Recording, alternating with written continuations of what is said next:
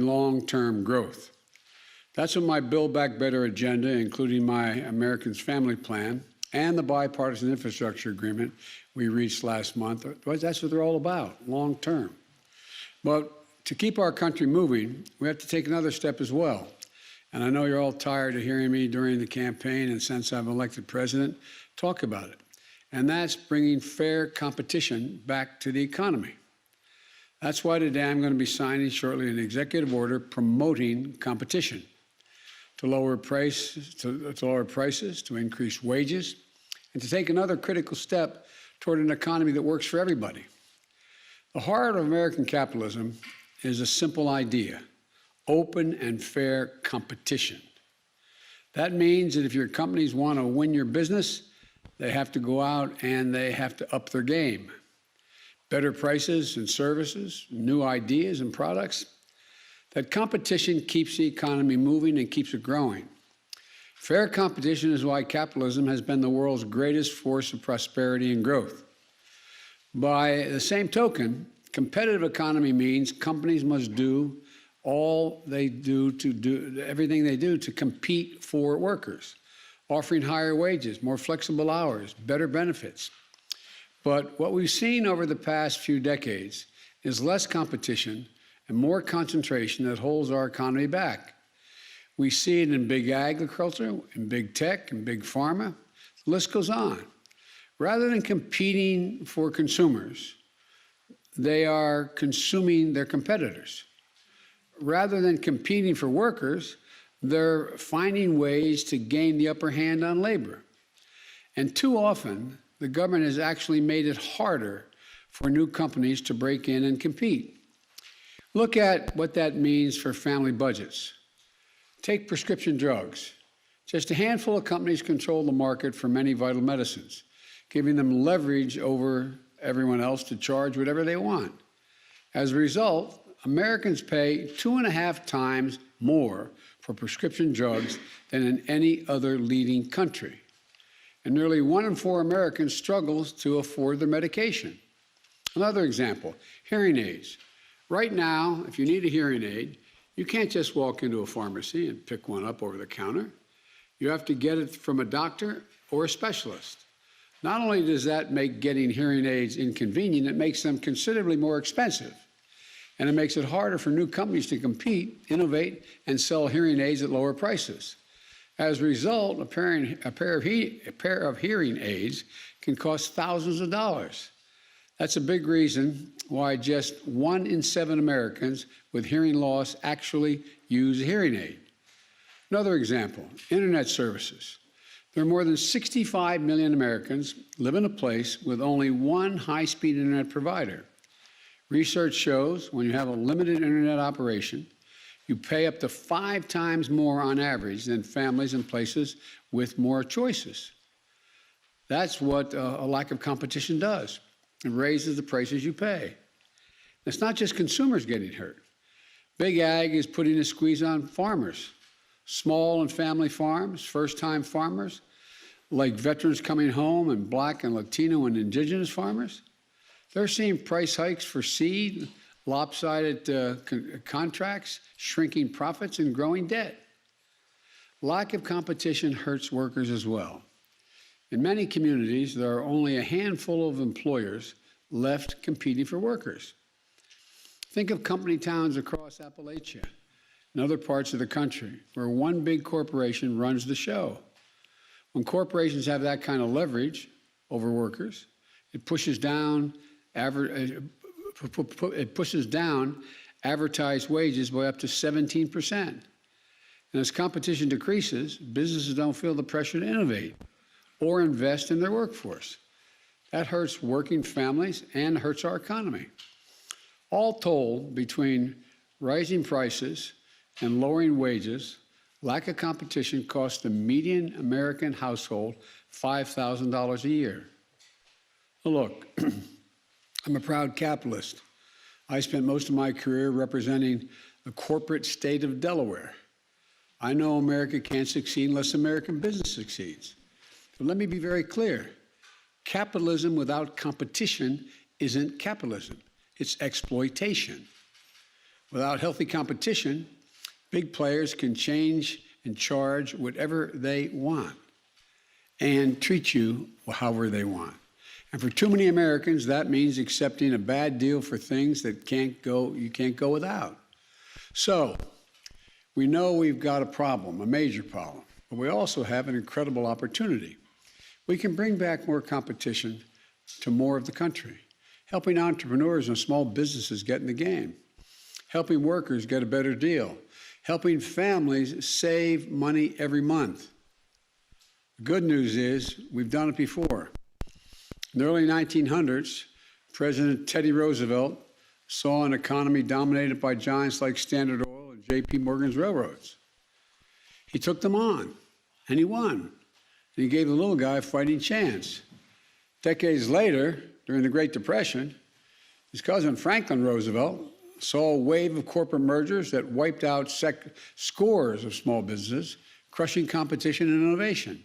So he ramped up antitrust enforcement eightfold in just 2 years, saving families billions in today's dollars and helping set the course for sustained economic growth after World War II. He also called for an economic Bill of Rights, including, quote, the right of every businessman, large and small, to trade in an atmosphere of freedom from unfair competition and domination by monopolies, end of quote. Between them, the two Roosevelts established an American tradition, an antitrust tradition. It's how we ensure that our economy isn't about people working for capitalism. It's about capitalism working for people. But over time, we've lost the fundamental American idea that true capitalism depends on fair and open competition. 40 years ago, we chose the wrong path, in my view, following the misguided philosophy of people like Robert Bork and pull back on enforcing laws to promote competition.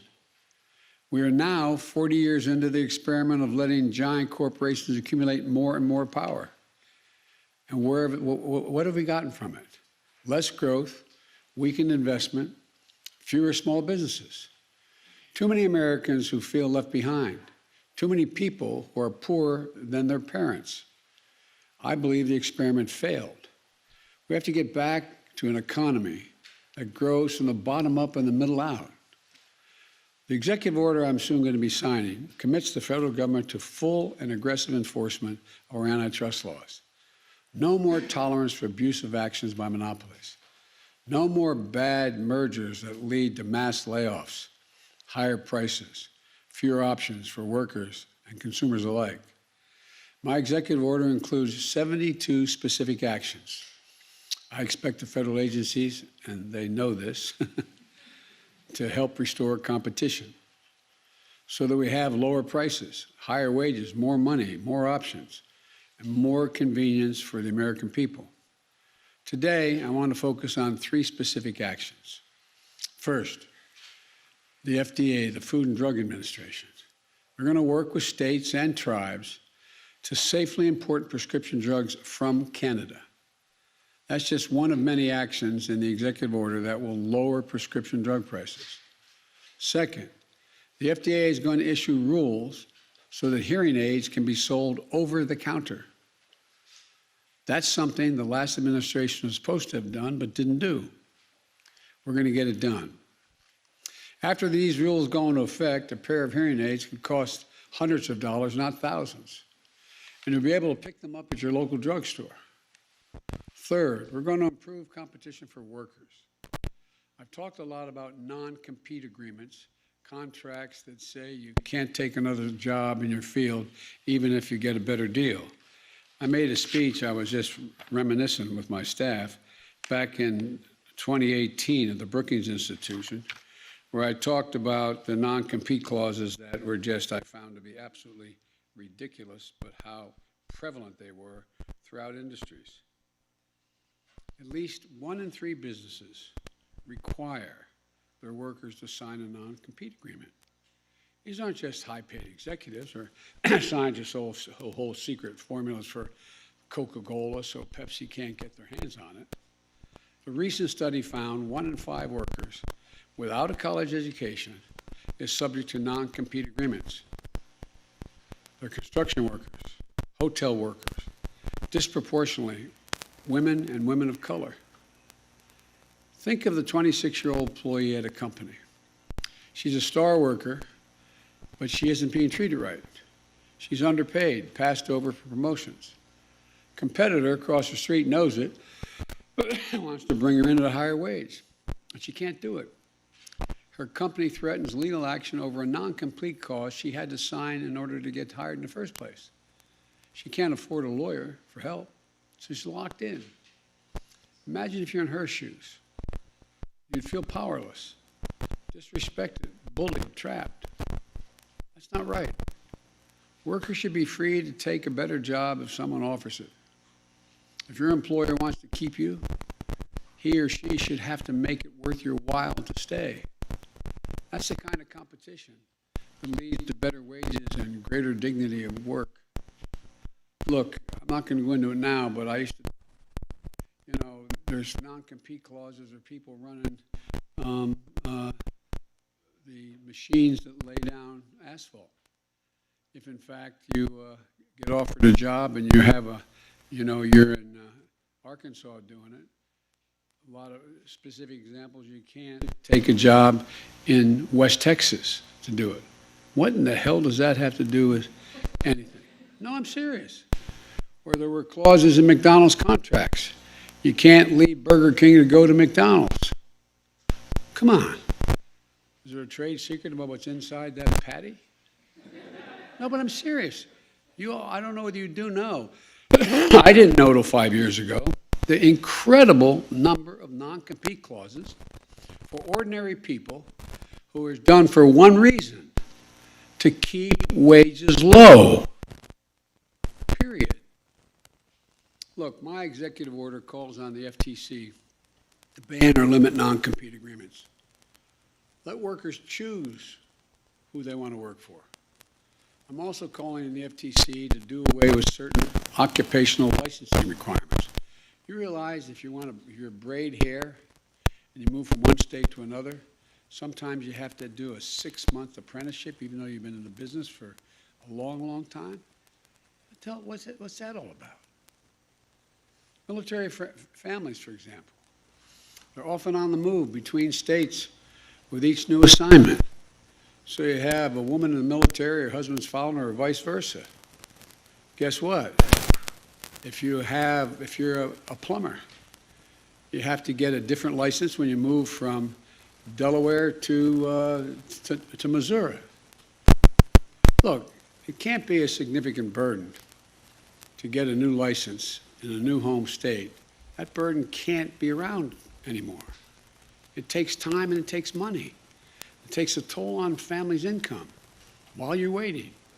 We should remove that barrier, providing more mobility, more opportunity, higher wages for families on the move. This is something that my wife Jill has worked on together with Michelle Obama through the Joining Forces Initiative for the military. We're going to keep that moving. We're going to get it done with an executive order. Let me close with this. Competition works. We know it works. We've seen it work when it exists. Fair competition is what made America the wealthiest, most innovative nation in history. That's why people come here to invent things and start new businesses.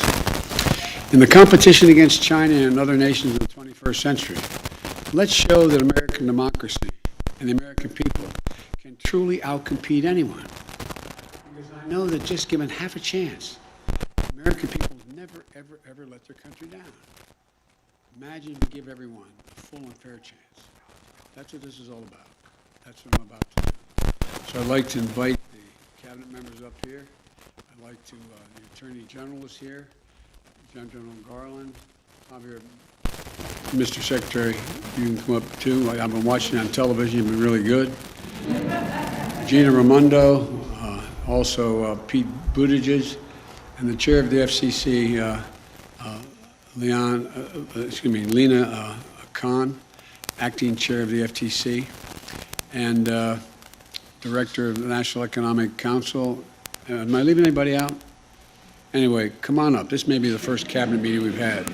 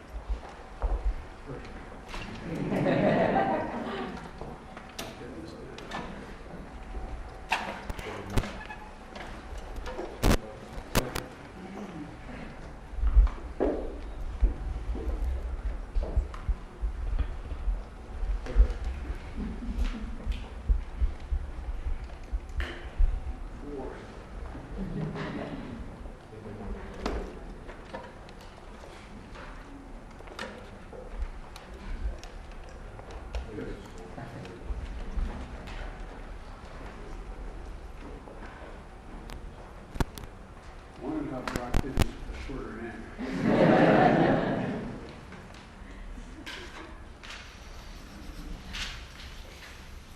Thank you. Thank you, everyone.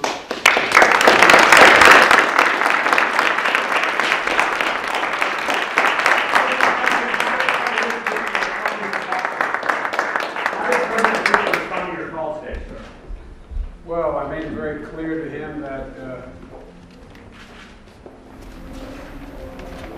that the United States expects when a ransomware operation is coming from his soil, even though it's not sponsored by the state, we expect them to act if we give them enough information to act on who that is. And secondly, that we've set up a means of communications now on a regular basis to be able to communicate to one another when each of us thinks something's happening in another country that affects the home country. And so it went well. I'm optimistic. You said 3 weeks ago there would be consequences. Will there be, sir? Yes.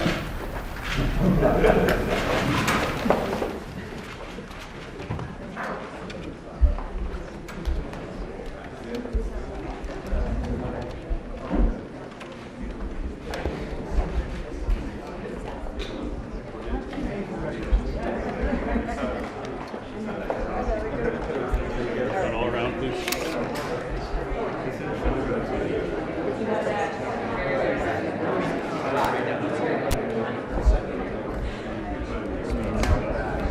So it's not one of my parts, it's the freaking... Yeah, but I think there's something up with that. I think there's something up with it? I heard the same